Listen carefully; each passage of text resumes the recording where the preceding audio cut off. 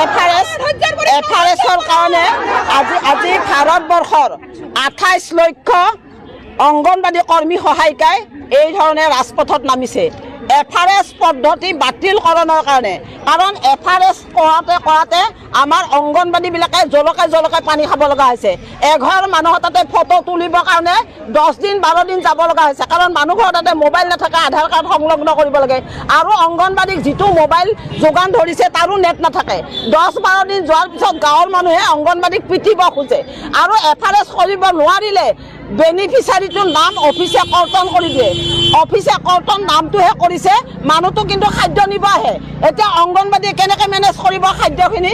গতিকে এনেকুৱা জঞ্জালত পৰিছে অংগনবাদী, তাৰে অত্যাচাৰত ইতিমধ্যে চৰকাৰৰ আঁচনিৰ ওপৰত অনীহা আছে।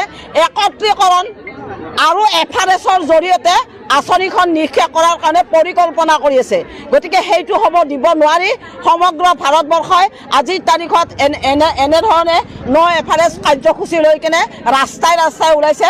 চৰকাৰক আপোনালোকৰ চেনেলৰ জৰিয়তে অনুৰোধ জনাইছোঁ, অংগনবাদীক আৰু কিমান জলকে পানী খুৱাব? আগৰ দৰে ICDSত যেনেকৈ 8টাৰ পৰা 12টালৈ কাম কৰিছিল, এতিয়াও তেনেকৈ আমাক কাম কৰিব দিয়ক। কাম কৰিব ভয় নকৰোঁ। নানান ধৰণৰ চৰকাৰে আঁচনি প্ৰয়োগ কৰে, অংগনবাদীক খটুৱাইছে। আনকি চৰকাৰী মেল মিটিঙতো বিনা ইউনিফৰ্মত অংগনবাদীবিলাকে 10টাৰ পৰা 4টালৈকে পেটত গামোচা বান্ধি মিটিঙৰ সভাবৰ্ধন কৰিব লগা হয়। এনেকুৱা কষ্ট দিছে অংগনবাদীক। মানে আমি অৱসান বিচাৰিছোঁ, এই অত্যাচাৰৰ পৰা অৱসান বিচাৰিছোঁ। অত্যাচাৰ আৰু সহিব নোৱাৰে। গতিকে এফআৰএছ বন্ধ কৰক, একত্ৰীকৰণ ছিষ্টেম বন্ধ কৰক আৰু ভাৰতবৰ্ষৰ অইন ৰাজ্যৰ অংগনবাদী কৰ্মী অৱসৰীবিলাকক তেওঁলোকৰ চৰকাৰে গ্ৰেচুইটি দিছে।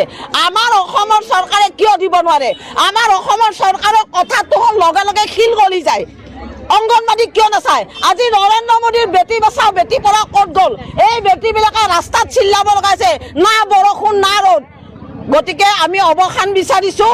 এনেকুৱা মহম্মদ বিন তুগলকৰ ৰাজত্ব যাতে আৰু কৰিব নোৱাৰে। আমাৰ মহিলাসকলক লৈ মহিলা সবলীকৰণৰ গান গায়। ক'ত মহিলা সবলীকৰণ? দেখাই দিয়ক কেইটা মহিলা সবলীকৰণ হৈছে। নোৱাৰে।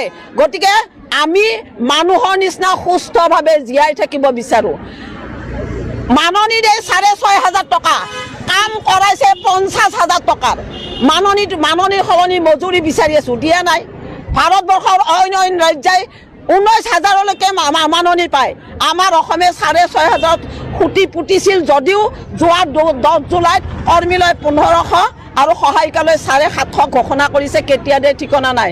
কিন্তু এই 6,500 টকাৰ মূল্য বৃদ্ধিৰ বজাৰত আমাৰ অংগনবাদীয়ে ঢুৱলি কুঁৱলী দেখিছে, সংসাৰ চলাবগৈ ঢুৱলি কুঁৱলী দেখিছে। পৰিত্ৰাণ বিচাৰিছোঁ, কষ্টৰ অৱসান বিচাৰিছোঁ। আপোনালোকেও আমাক সহায় কৰক। ICDS আজি বিপদত। ধন্যবাদ।